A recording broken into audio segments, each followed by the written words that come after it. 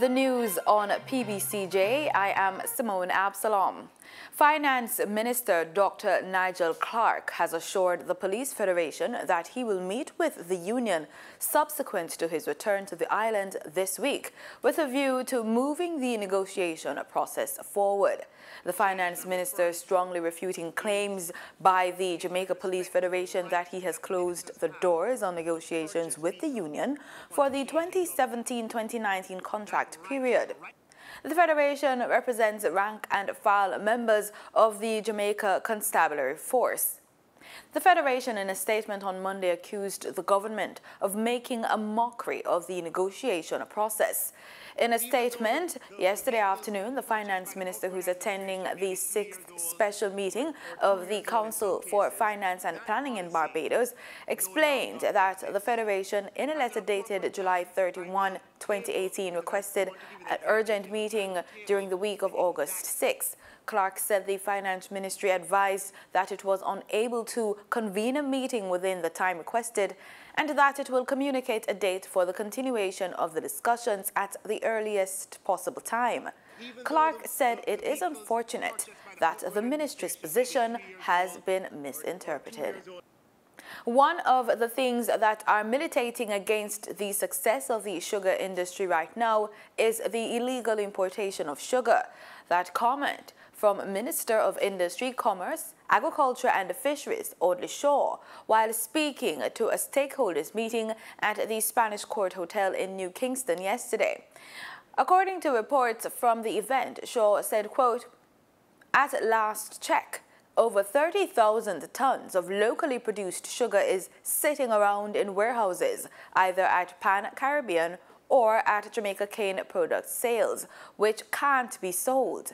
And this is while sugar illegally imported duty-free is finding its way into the market, further destroying what remains of the Jamaican sugar industry." End quote.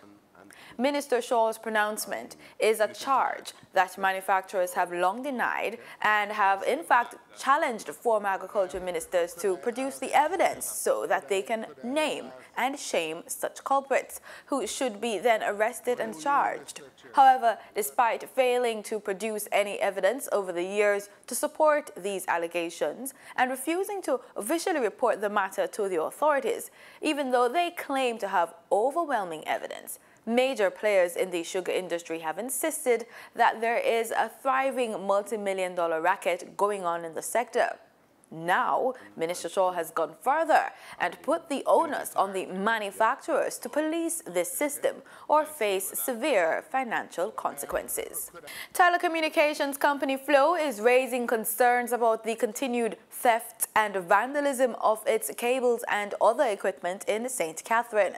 In the most recent incident on Saturday, Flow says over 8,000 customers in the parish were affected after vandals set fire to its cables in Central Village. The affected residential and business customers lost voice, TV and fixed internet. Flow's Director of Corporate Communications and Stakeholder Management, Keon Mitchell, says the lion's share of its affected systems are located in St. Catherine. Montego Bay Mayor Councillor Homer Davis has made an appeal for the state of public emergency to remain in place at least until next year. According to Davis, word on the streets of the city is that criminals are anticipating an end to the measure in order to resume unleashing terror on residents.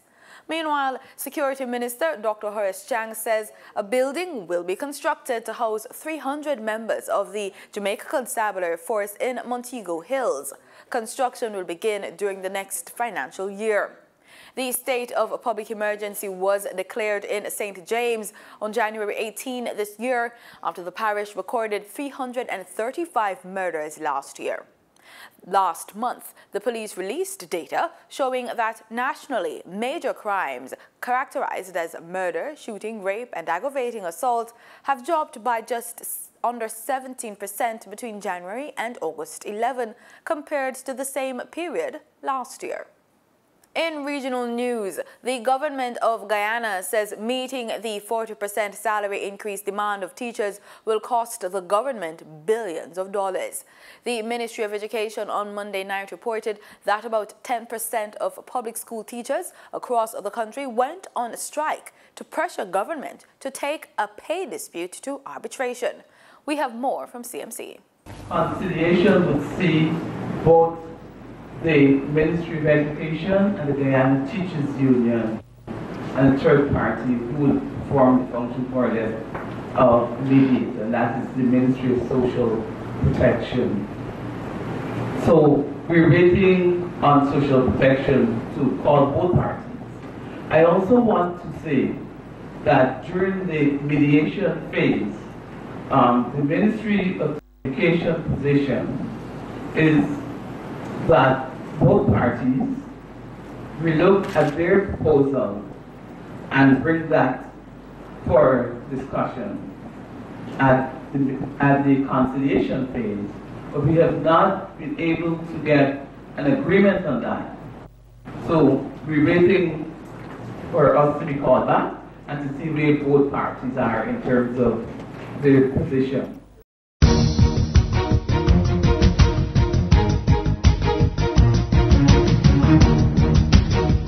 In sports, we start with football. Positive reactions have come from Jamaica's coaching staff following the draw for the CONCACAF round of World Cup qualifiers. The draw for the tournament held on Tuesday morning. Jamaica's senior REGGAE girls have been drawn alongside top-ranked Canada in Group B of the tournament, which will begin on October 4 in the United States. The Jamaicans will open their account against Canada on October 4 before facing Costa Rica on October 8 and Caribbean neighbors Cuba on October 11. The group also includes Costa Rica and Cuba. REGGAE Girls assistant coach Andrew Price has called it a good draw, but adds that the going will still be tough for the REGGAE Girls. In cricket, St. Lucia's DARREN SAMMY is set to join the Windies Ambassador Program to lend his support to the Windies women for the upcoming ICC Women's World T20.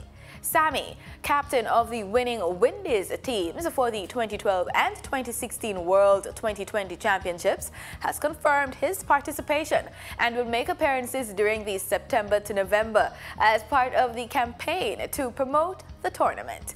And that's the news. Thanks so much for making it PBCJ. I'm Simone Absalom. Remember, we are the People's Station.